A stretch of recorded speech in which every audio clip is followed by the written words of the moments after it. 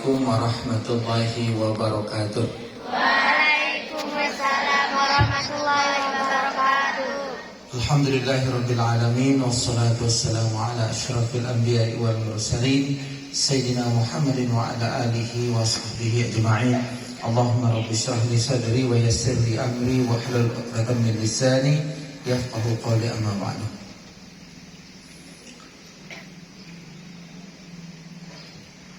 Inna Allaha yuhibbu an yara 'abdan idza 'amila 'amalan an yutqinahu. Sesungguhnya Allah Subhanahu wa taala sangat suka melihat hambanya apabila hambanya melakukan pekerjaan itu dilakukan dengan sangat sungguh-sungguh, atau pekerjaan itu dia tekuni. Maka pekerjaan-pekerjaan yang tidak ditekuni adalah ciri pekerjaan-pekerjaan yang tidak disukai oleh Allah Subhanahu wa taala. Maka salah satu sunnah kita adalah apapun pekerjaan yang kita lakukan harus kita lakukan dengan cara yang terbaik. Tidak boleh kita melakukan pekerjaan itu dengan asal-asalan atau sekedar, ya. Karena Allah Subhanahu wa taala menginginkan kita sebagai orang yang berprestasi. Ya, mungkin kita orang yang berprestasi, prestasi inilah yang akan membawa wibawa bagi diri kita pribadi, wibawa bagi umat kita, dan juga wibawa bagi Islam. Ya. Anak-anak sekalian, ujian di Pondok Pesantren Nurul Haramain, baik ujian lisan maupun tulisan, itu juga kita laksanakan dengan sangat baik, dengan serius, dengan sungguh-sungguh.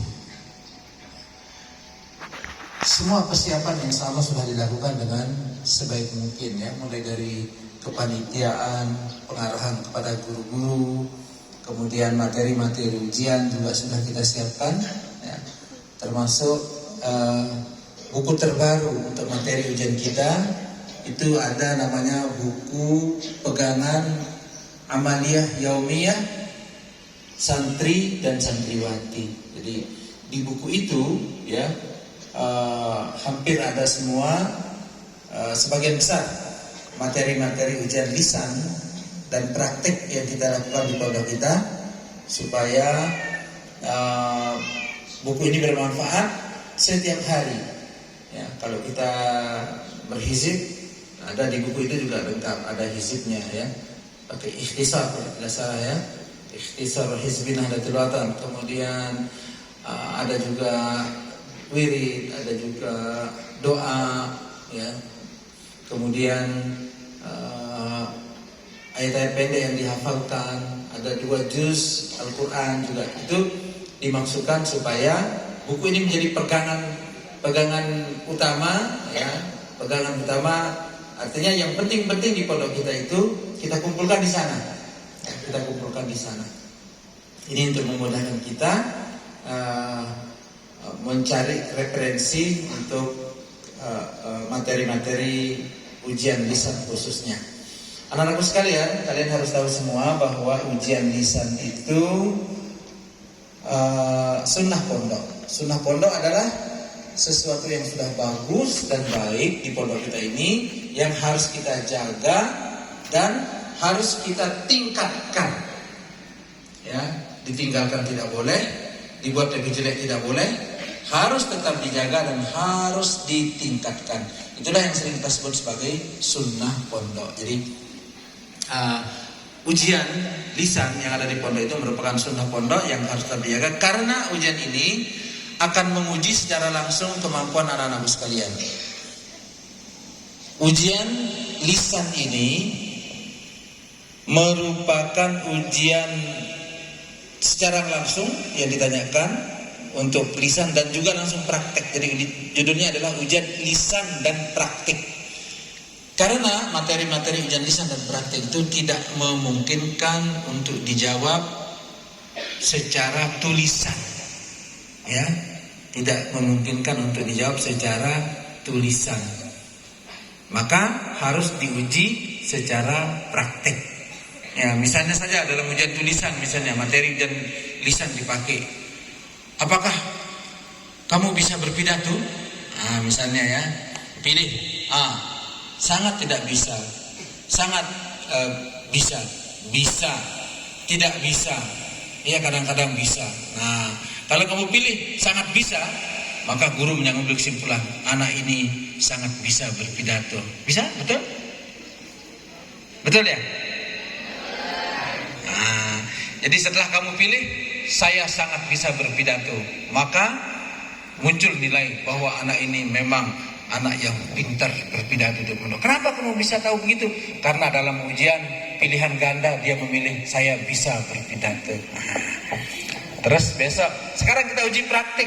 Ayo, pidato. Gemetar dia, suaranya tidak ada yang keluar ya.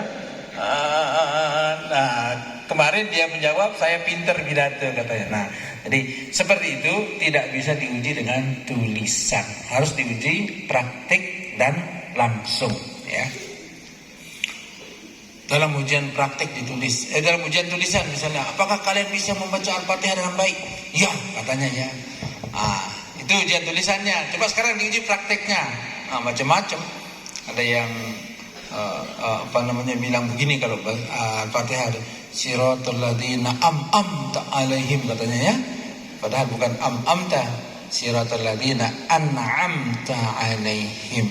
Katanya di tulisannya itu dia bisa. Nah, maka ujian seperti itu tidak bisa diuji dengan tulisan, harus diuji dengan praktek. Bahkan kalian hafal doa, tidak bisa cukup dia ya hafal, tapi harus diuji dengan praktik. Nah, ujian praktik itu nanti akan membuat kita benar-benar bertanggung jawab terhadap materi-materi yang harus kita praktekkan dalam kegiatan kita di pondok kita sehari-hari. Anak-anakku sekalian, ujian praktek juga membuat kita menjadi orang yang selalu bisa bertanggung jawab dengan apapun yang sudah diajarkan. Jadi kalau kita diajarkan doa, maka kita bertanggung jawab. Ya nanti akan ditanya oleh ustaz dan ustazah pada waktu kita akan berdoa. Jadi harus kita bisa menjawabnya. Itu dengan ujian praktek. Dan begitu kalian terbiasa diuji praktek, maka akan muncul juga keberanian. Orang yang tidak berani diuji, berarti orang itu tidak berani bertanggung jawab.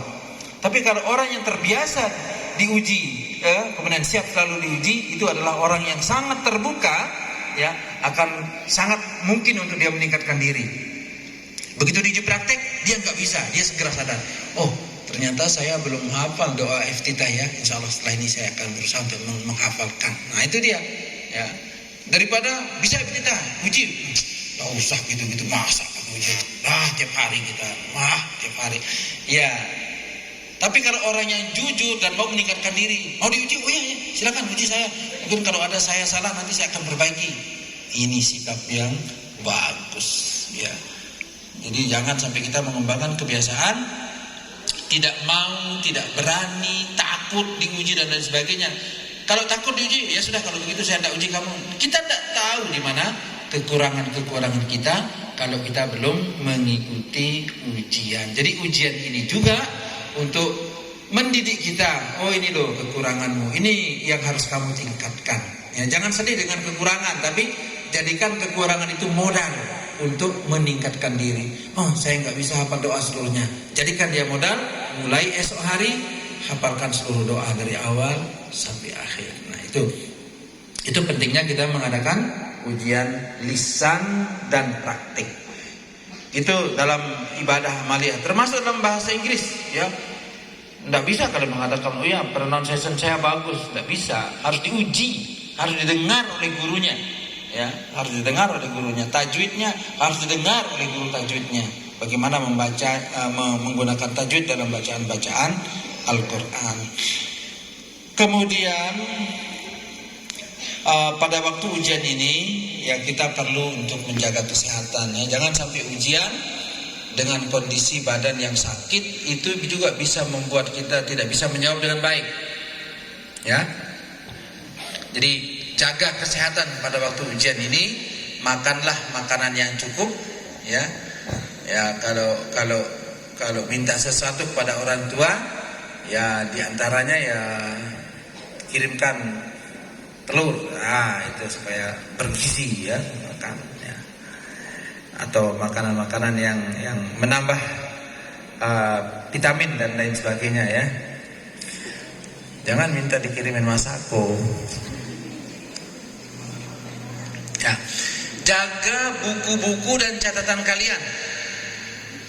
Ini banyak yang tuduh temannya ini, kenapa tadi buku saya ada di sini, kenapa kamu ambil? Ternyata dia lupa, ya, dia lupa ketika dia menunggu mangga tadi itu, dia pegang bukunya di bawah mangga itu terus, dia sambil bawa masako. Nah begitu dia pulang ke kamarnya, hilang bukunya.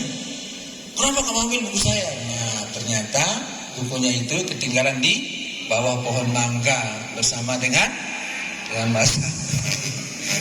Itu katanya anak santriwati itu, dia kalau di bawah pohon mangga itu dia bawa masako, katanya terus nunggu mangga jatuh. Kalau anda ada mangga jatuh, ambil bambu itu, siap gitu.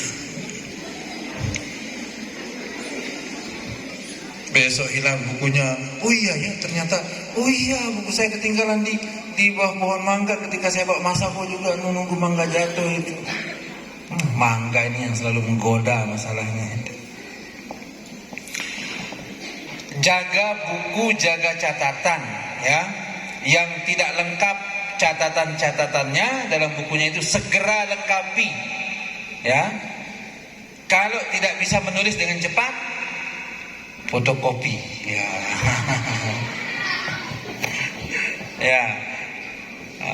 Ya. Supaya kalian menghadapi ujian tulisan setelah ujian tulisan ini dengan catatan-catatan yang lengkap dan buku-buku yang lengkap. Nah, ujian di pondok kita juga dimaksudkan untuk menguji kejujuran kita, terutama pada ujian tulis ya. Kalau kita tidak jujur itu memang ya, kalau bahas terjemahannya itu ya, segala malapetaka itu kan muncul dari ketidakjujuran itu ya. Segalanya sudah ya. Karena kita tidak jujur. Coba kamu misalnya nauzubillah ya, begitu ujian nyontek dia misalnya ya, dapat dia 9 ya, dapat 9 ya. Kamu sudah berbohong pada orang tuamu. Gimana kamu? Oh nilai saya 9. Nah pertama nyonteknya dosa, kamu kasih tahu orang tuamu, oh nilai saya 9 ujian. Itu yang kamu ceritakan juga dosa dari yang pertama itu, dapat juga dosa berikutnya.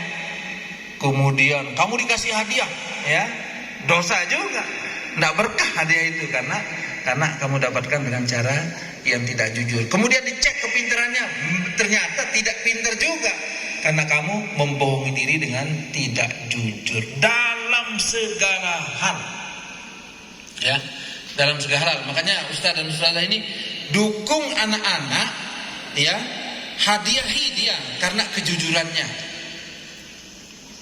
Ya, jangan sampai terlalu banyak. Jadi kalau dia jujur itu kurangi hukumannya ya, kalau jujur ya. Kalau jujur. Ya ini saya tidak tahu, saya tidak bisa jelaskan panjang-panjang, tapi kalau jujur kurangi hukumannya. Oh, ya tadi begini, jadi saya terpaksa begini, nah. Jelas catatannya, oke, jangan kamu ulangi lagi ya. Nah, tapi kalau ada yang satu lagi tidak jujur dia, kamu kan tadi melanggar, tidak ada ya, kamu sudah tidak melanggar. Nah besok ini tidak akan berhenti nakalnya ini orang yang bohong ini, yang nggak jujur ini. Besok nakal lagi, nanti kita bohong lagi. Nakalnya tetap, dosa nakalnya ada, dosa bohongnya juga tetap ada gitu. Gara-gara tidak jujur. Ya, dia melanggar, dia mengambil masako lagi ya. Dia mengambil masako temennya misal.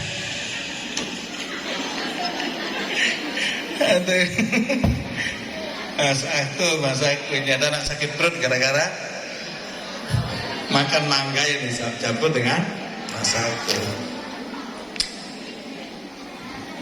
Ya. Pada waktu ujian jujurlah apa adanya.